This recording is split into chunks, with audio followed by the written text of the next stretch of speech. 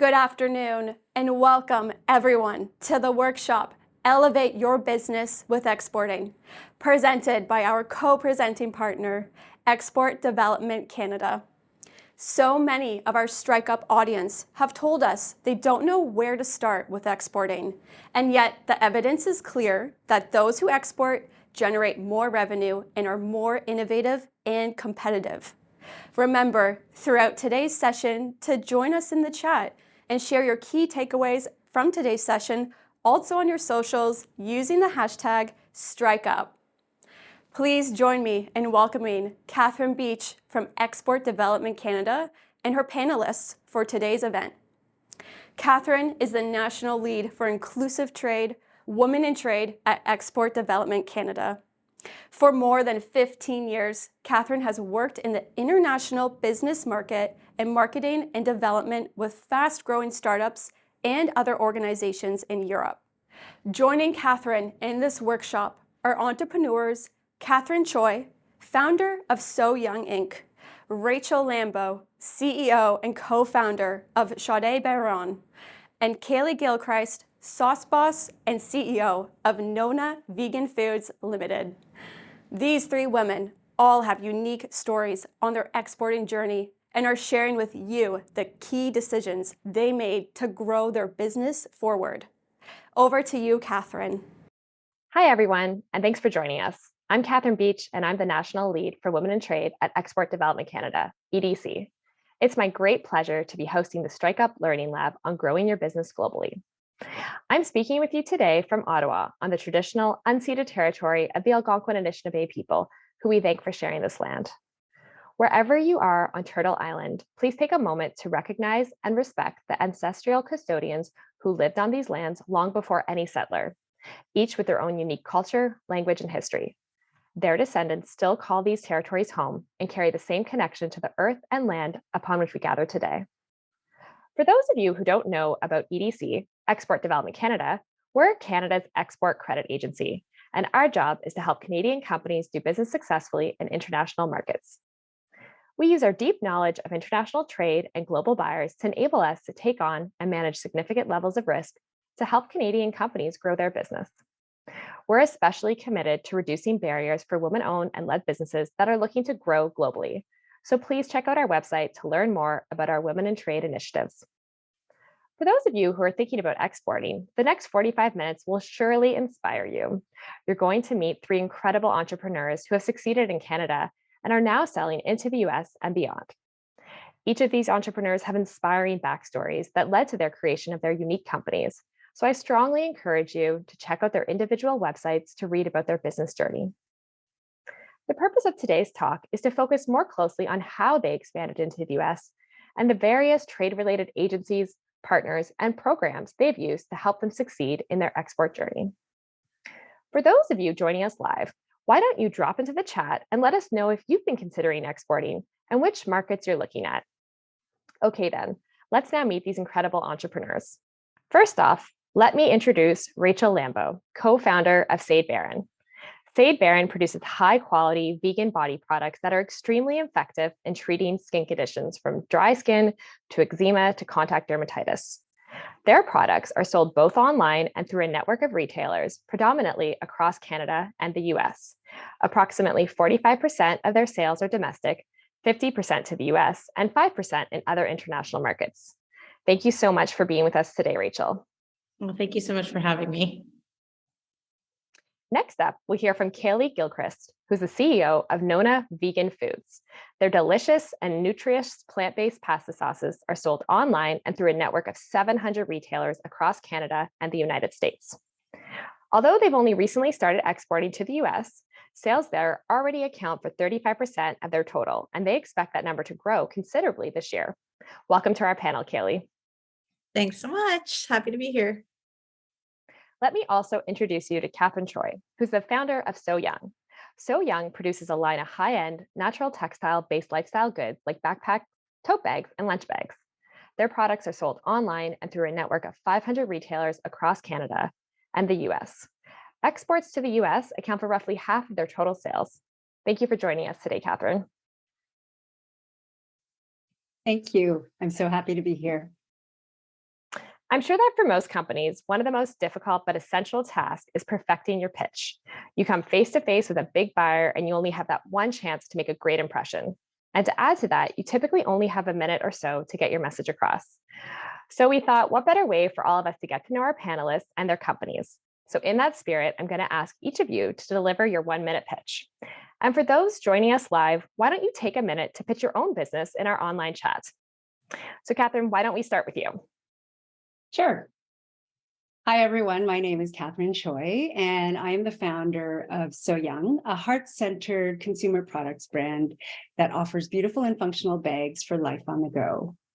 What I believe is unique about So Young is that it has also become a voice of healing and transformation, where I share my story of turning pain into purpose, starting with my recovery from heroin addiction over 25 years ago, to today leading a life that is purposeful and peaceful. Our brand message is about having the courage to continuously hold a higher vision for ourselves, and then every day taking small steps in that direction. And when we do this for long enough and consistently enough, transformation happens. And So Young is truly a testament. Thank you. Wow, Catherine, that's so powerful. Kaylee, what about your pitch? Yeah, wow, Catherine, thank you. Yes, I'm Kaylee. I'm the CEO, or as I like to call myself, sauce boss of Nona Vegan Foods. I make a line of plant-based Italian sauces, like a creamy cashew Alfredo and a Beyond Meat bolognese. The company's actually a dedication to my late Italian mom, who was an incredible vegan cook, and I want to carry on her legacy of nourishing people with good food and really sharing that Italian love through food. We like to say tutti a tavola, which means everyone to the table, regardless of your dietary preferences or choices or restrictions. If you're gluten-free, dairy-free, kosher, anything like that, we like everyone to come together to enjoy a meal, the same meal with love together. So that's really our purpose here at Nona Vegan. And we sell at grocery locations, as you said, across Canada and the US in the refrigerated section. Kaylee, thank you so much for that. And I'm sure lots of folks will be checking that out. Rachel, over to you. Can you give us your pitch? Yes, of course. Thank you so much, Catherine and Kaylee. So my name is Rachel Lembo. I'm the CEO and co-founder of Shadi Bairn, and we are a mother and daughter business. And we really focus on creating plant-powered body care for chronic and common skin conditions. So think of eczema, contact dermatitis, dry skin, you have a rash. And we really are here to help people with the healing journey that is sustainable and natural and efficacious. And we're there to have you feel and see the results as you're trying to recover from a skin condition. And we are sold across 100 plus retailers in the US and Canada, and you can find us in specialty stores as well. And we're excited to be here. Thanks, Rachel. What inspiring pitches and interesting stories. I'm so excited to have you all here today. We've also added in the chat links to Rachel, Kaylee, and Catherine's website, so please go check them out. What we see at EDC is that companies fall into two categories when it comes to their export journey. Those that start selling globally from day one, and those that start with the Canadian market and then ease in markets. Catherine, I was wondering if you had an aha moment where you said to yourself, wow, this is really working. Maybe I need to look at growing beyond Canada. Yeah, I definitely did. It was actually fairly early on. I launched first in Canada, but in the second year, early in the second year, this was before influencer marketing and social media. Blogs were the thing. Blogs were really powerful. And we were lucky enough to be featured in a New York blog called Daily Candy New York. And I have never experienced the type of feedback we got from that feature since, or before or since. And basically, we were flooded with hundreds of online orders that came from all over the world, including Australia, and most of them came from the US, but we had some from Europe and a large number from Australia. And so what that told me was that there was interest in Australia, and that was a market I should focus on, and of course the US. And it's a funny story because the UPS guy used to come to my living room to pick up like maybe 1 or 2 packages a day at the most. And then after this feature, I remember he came into my living room and he was like, oh my God. And like my whole living room wall was like boxes and boxes of orders. But, even more important than that was clearly there were important buyers who were also reading that blog. And, we had a number of key retailers reach out to us, the most notable one being Restoration Hardware, basically saying, how can we work with you? And it didn't end up happening with them, but it really did precipitate me saying, I need to grow in the US market. Wow, thanks, Catherine. Rachel, what about you? Did you have that moment when you decided to expand your sales outside of Canada? Yeah, I think the moment for us was when we started in Canada. We were just selling at shows and markets, and people would come up to us and say, well, you should be in this retail store, or you should be in that retail store.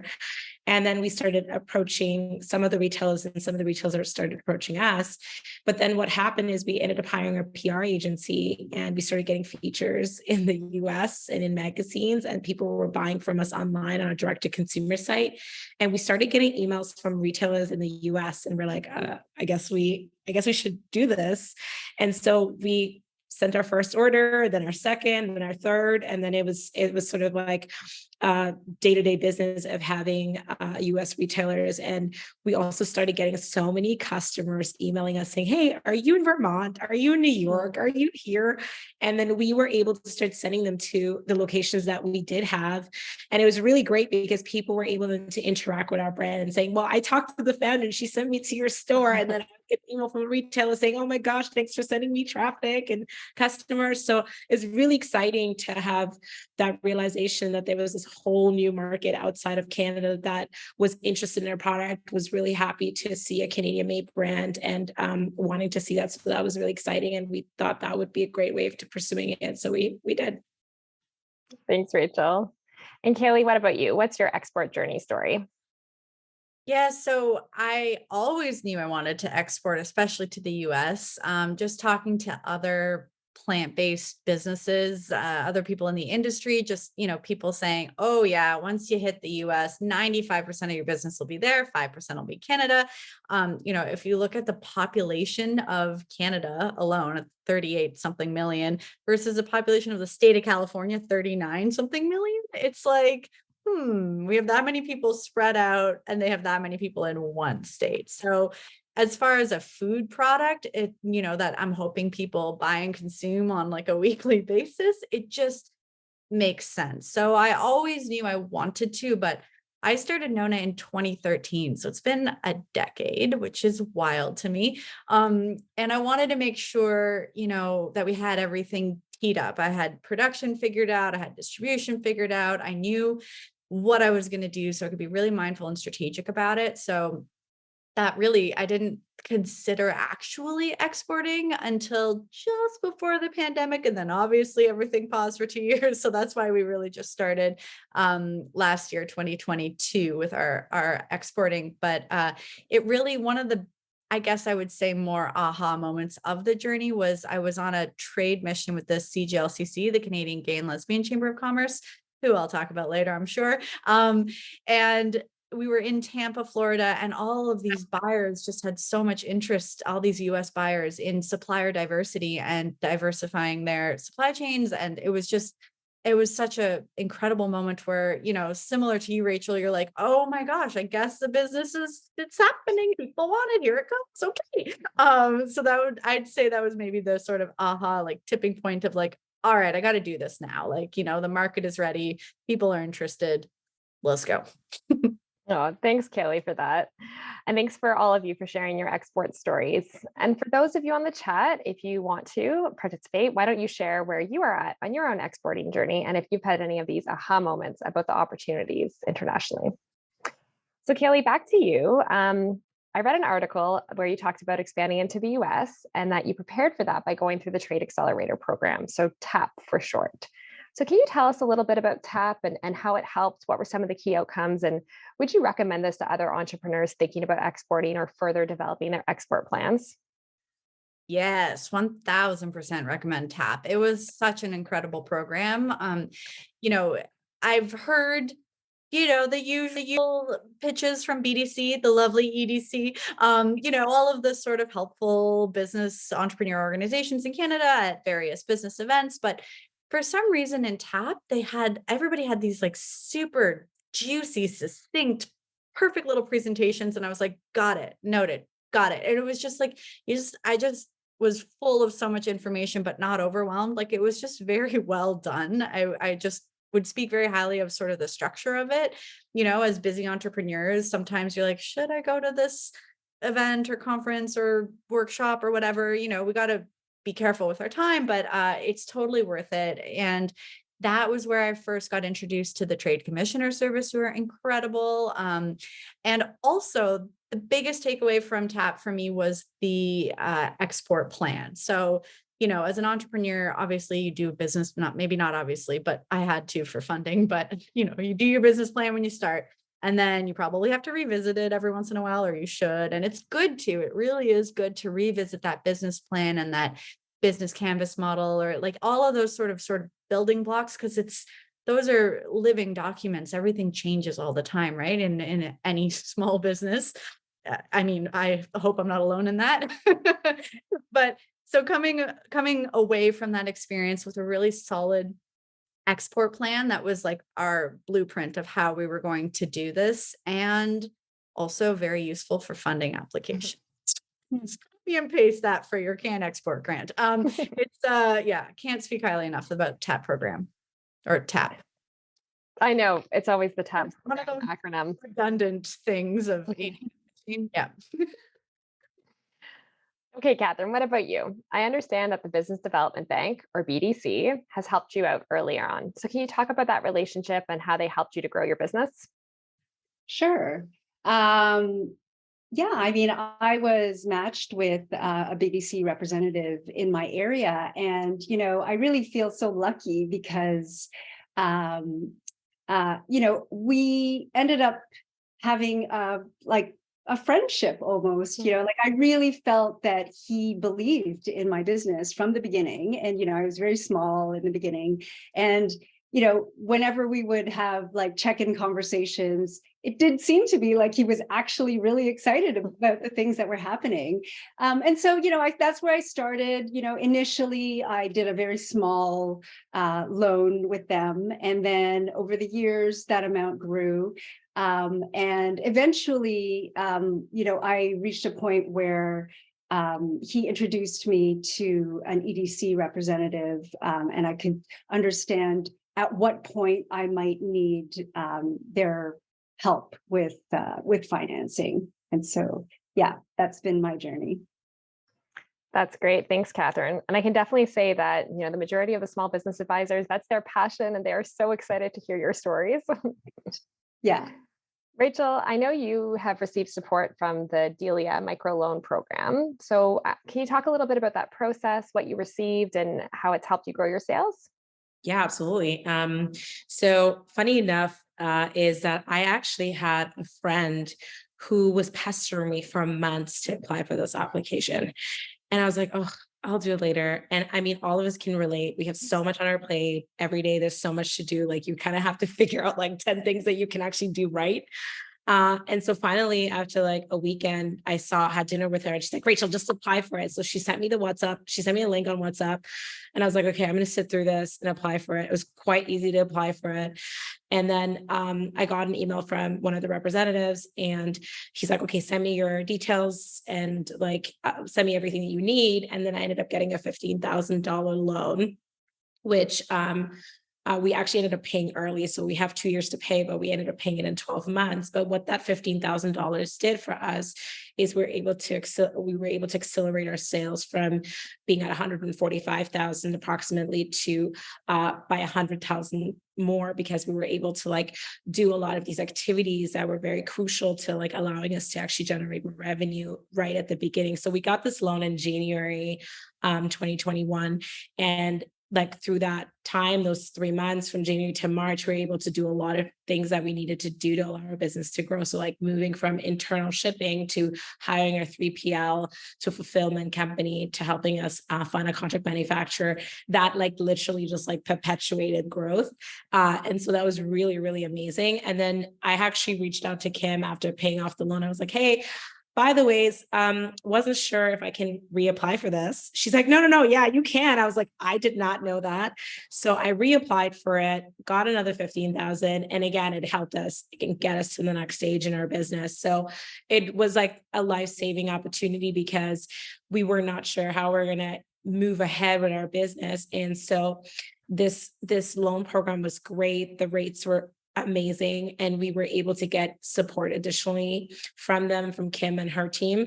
And so it was great. And I would recommend anybody who's looking to get a smaller loan to start with, and they don't want to have too much of a bigger loan. This is a great opportunity to kind of start that and help your business and build also traction. Because I know when I talked to Devin too, she was so impressed. She's like, oh my gosh, you need to do this again. You need to like get more funding if you need it. And we did need it. So it was a great opportunity. Oh, that's so great to hear, Rachel. And such an important thing you said about not being afraid to ask, can you reapply? Because then you'll be able to benefit. So Kaylee, I'm going to come back to you. I know you mentioned working with the Trade Commissioner Service, or TCS, and you also mentioned Can Export funding, as well as a trade mission. So I'd love to hear more and have you talk through those experiences.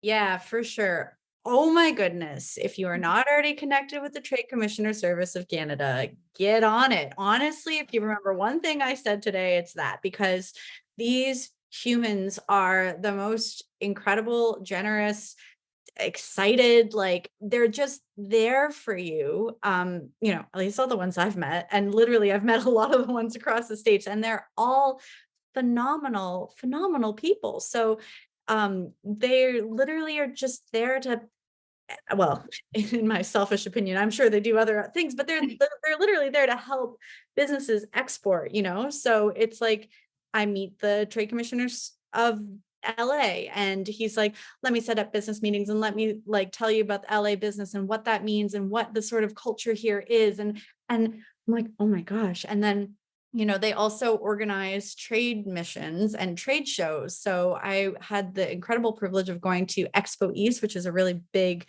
food industry show in the natural food world, in the Canada pavilion. And all those trade commissioners were amazing. And they're like, you got to meet this person. And it's just, they're phenomenal. And it's like, they're like a bit like, I feel like it's a bit of a secret. Like I don't want to tell everyone about them because I selfishly, no, everybody should go check them. They're incredible.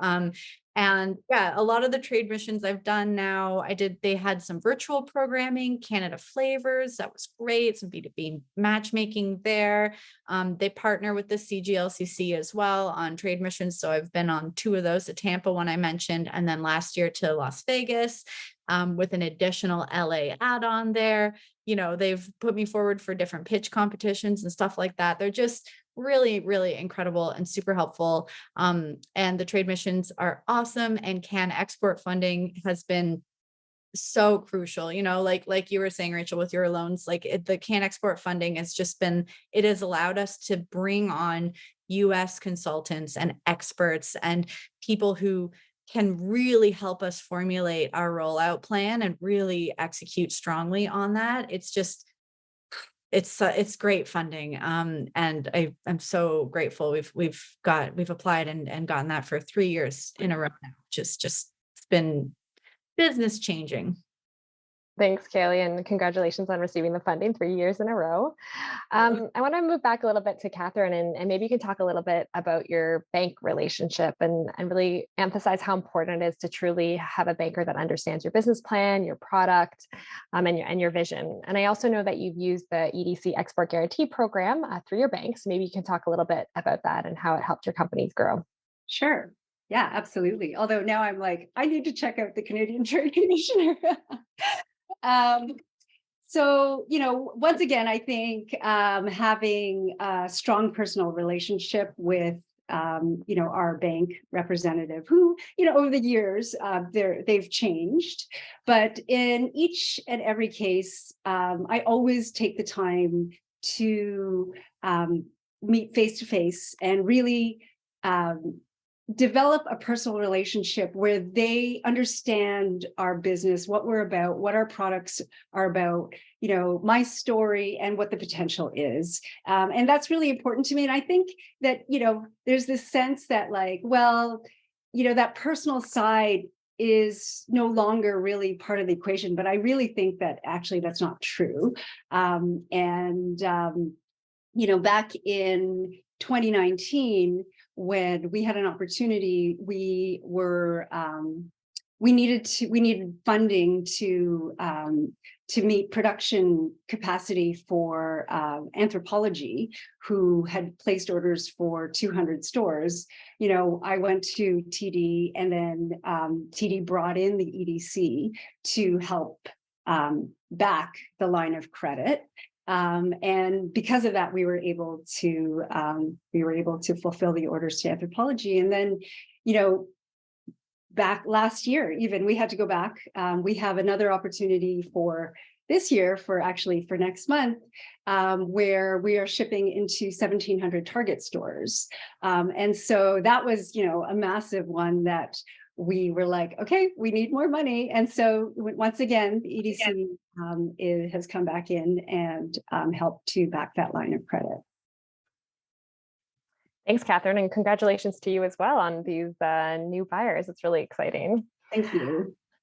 So Rachel, I wanted to hear more about the York University Accelerator Program. So I believe you participated in both the Ella Ascend and the Ella Altitude. So maybe you can tell us a little bit about this and how that experience was for you. I think it was really, first of all, I'm going to call the Trade Commission right after this session, because I need to get on this. I think the Ella program was really different from a lot of the sort of startup programs. It was for more scaling businesses, or businesses that are wanting to grow and have reached a certain threshold in revenue. And this program was really great, especially the Ascend. You got to be assigned to a management consultant or an entrepreneur who had the expertise. And so it was really great to come up with a strategic plan. We had weekly sessions, talking to different experts, so lawyers, understanding why it's important to trademark, why it's important to meet with a lawyer and have certain things in writing, understanding your accounting, your cost, especially as you're growing. You want to start minimizing where you're losing money in your cash flow, and really understanding your projections. And so that was the first part of the Ascend program. And the Altitude is a whole different level. It does require a lot more time. You have a mastermind, you're assigned a mastermind coach. You have coaching sessions individually, and then you also get to hire a fractional CFO, COO, CMO, and they pay for that up to $12,000 for 4 months. So we ended up hiring a COO who used to be the ex-CEO of Nixwear.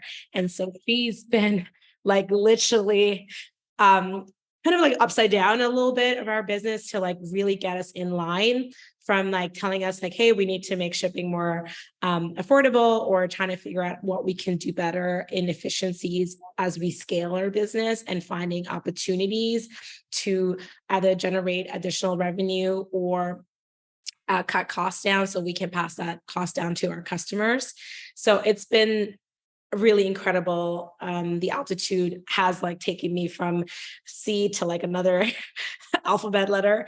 And it's been so incredible to kind of recognize that, even though sometimes when you doubt yourself, because you're sort of in your head by yourself when you're running a business, there's a lot of people that are saying don't doubt yourself. We're here to answer those questions. There's never a stupid question to ask, oh, how do I do this? Or how do I do that?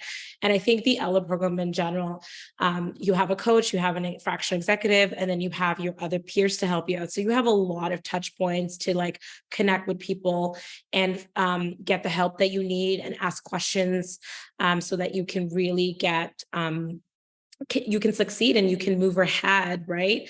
And I think just generally as a last note is that there are so many other programs out there that are sort of in conjunction, in alignment. I'm doing the TAP program as well, so I'm going to learn that too. So give me a couple weeks.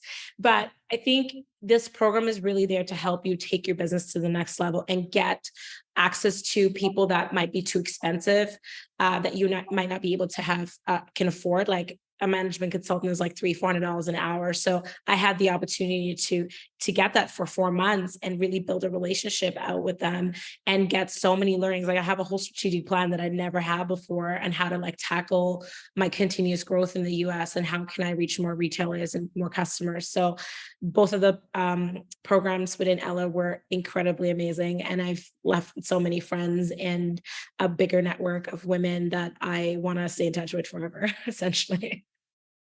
Wow, Rachel, that sounds incredible, and also really great advice for the audience listening. So thank you for that.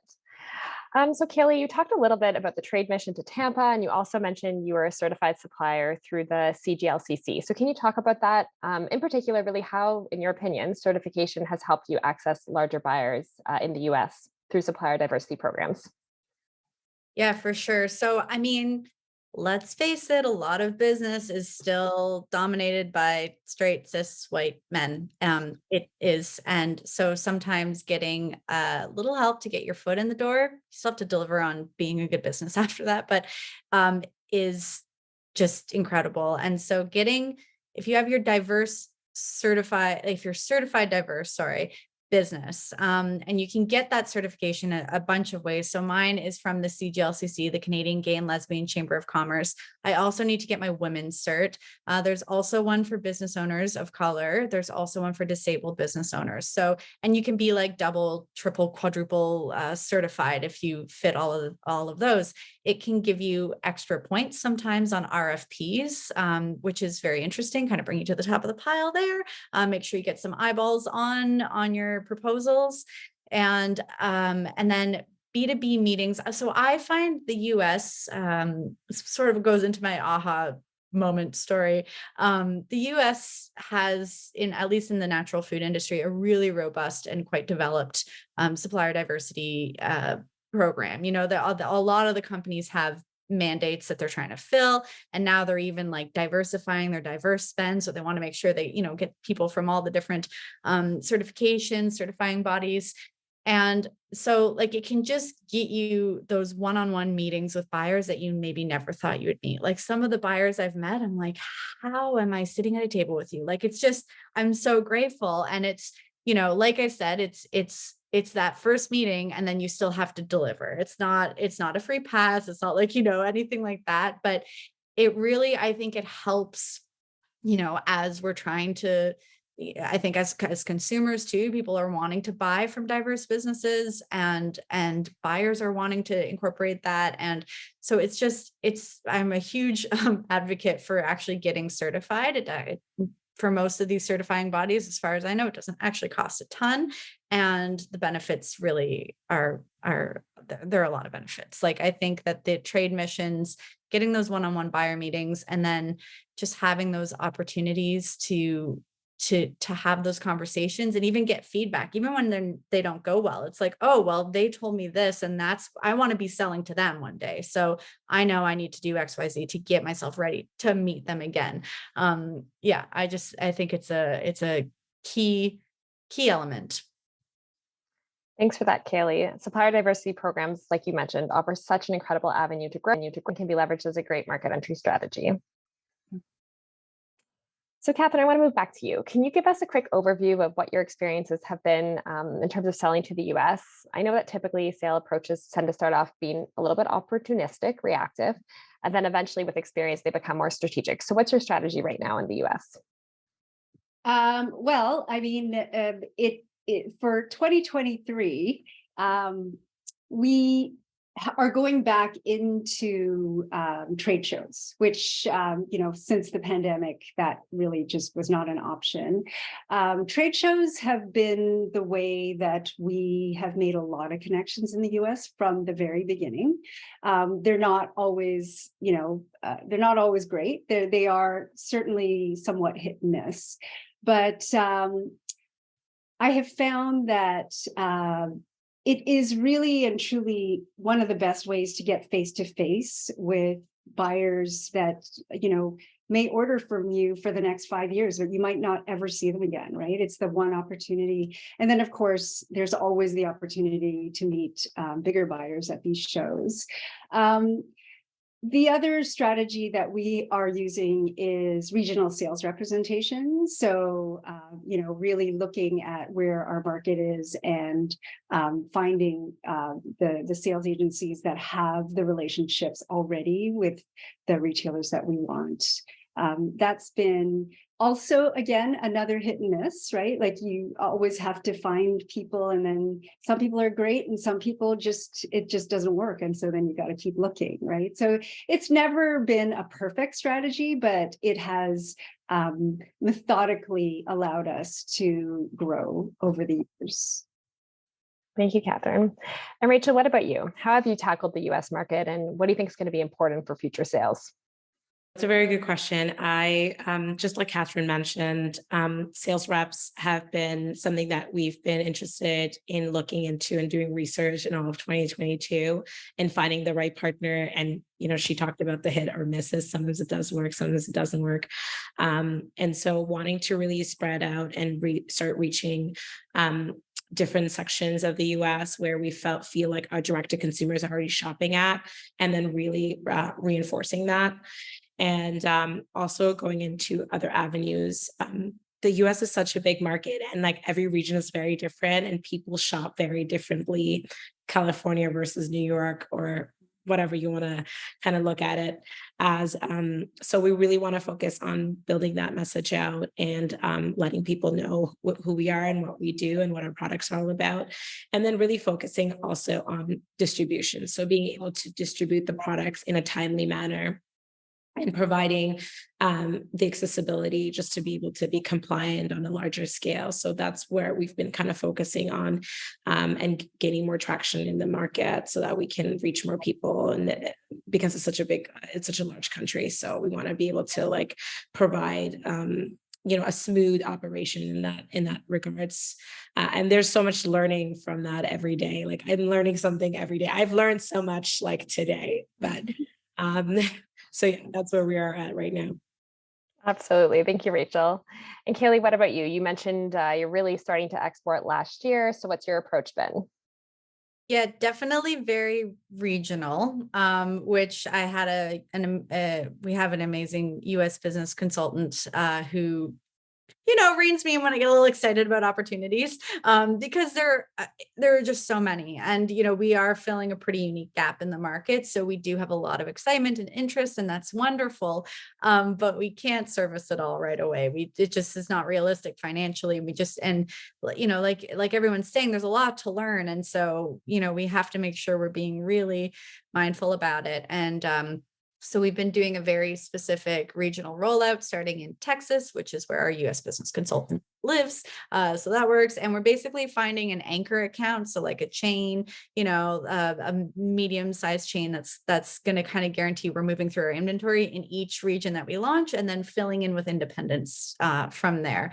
And we're cold chain, we're refrigerated. So we have to worry about shipping, cold chain logistics, and all of that, 3PLs, there's a lot of logistics to work through. So yeah, we started in Texas and SoCal, then Washington, the Midwest, South states. Now we're kind of focused on the Midwest, but that's really our tactic is one region at a time, prove success there, replicate that, or take the lessons and do better in the next one, and kind of slowly fill in that way rather than doing a big national launch. We would have had to pre-raise over $1 million in order to actually execute on that successfully. And that's just not where we're at. But I think slow and steady building, learning, growing, that's always been our way anyway. So replicating that in the export market. Thanks, Kaylee. So unfortunately, we're just about out of time for today's discussion. I'm going to ask each of you one final question. But before I do that, I'd love to know what really resonated with our online audience during this discussion. So please let us know if you've been inspired by these incredible entrepreneurs. I know I sure have. So our final question for each of you, I'd love to just kind of hear your thoughts around what advice would you have for other entrepreneurs who are looking to start or grow through export sales? Maybe there's a mistake you made that you can share, or something you learned along the way. So Kaylee, I'll start with you. I'd say be ready to have beginner's mind again, especially if you've been in business for a while, and especially if you're a solopreneur or smaller organization like myself. I started 10 years ago. I was really schleppy, I like to say. Back then I'd rollerblade around with like jars on my back, like from store to store, like so schleppy, and now I have a car.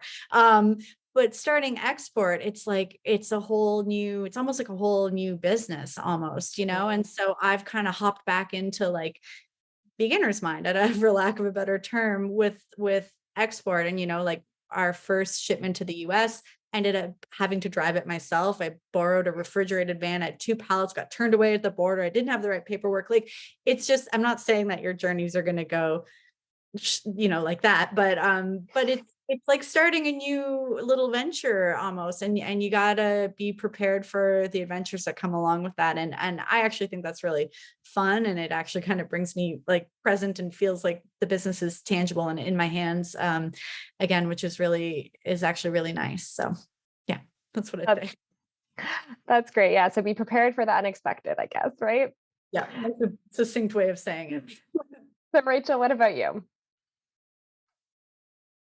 So yeah, that's a very good question. I mean, I did a lot of learning from brokerage, like importing and exporting products into the country, and learning from that, learning how to do it myself. So like learning how to fill out a B3 form, and then having all your invoices in place. And then also understanding insurance. So like getting an insurance to protect yourself. A lot of retailers will ask for liability insurance in the first place. There's obviously different values that they're looking for depending on the size of the business. And so that was very important, because I remember when I started, I had to turn away some of the businesses because I didn't have insurance. And so I did a lot of research understanding what the requirements are to do business with larger retailers as I started to build my business. And I think another one was just kind of coming up with like a production schedule or sort of a forecast, so that you understand how much quantities you need of your components, or how long it will take you for production, whatever you're selling or whatever you're doing. And that was really helpful for us to like avoid delays, and understanding the political climate too. So just like your NAFTA agreements, and like really understanding what you need to get done if there's a delay, or if there's like a situation in terms of like climate or things are happening, or sourcing issues. Like we source our ingredients. So like we source from like 52 countries, right? So it's a lot of timelines, and sometimes we can't source everything at once.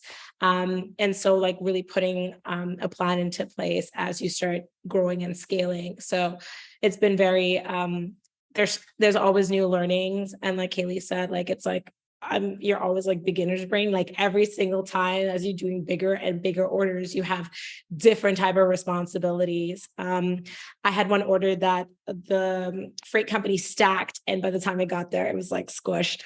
And so just like learning how to like deal with that, where it's like, now I tell my 3PL, you put as many labels as you can on every single inch to say no stacking, because you can really find yourself in a situation where you're like, okay, what am I going to do now? Like, I have all this product that it's unsellable, right? Or whatever the case is. So there were so many learnings. I mean, I can go on, but yeah, these are some of the things that I've kind of picked up as I was exporting out.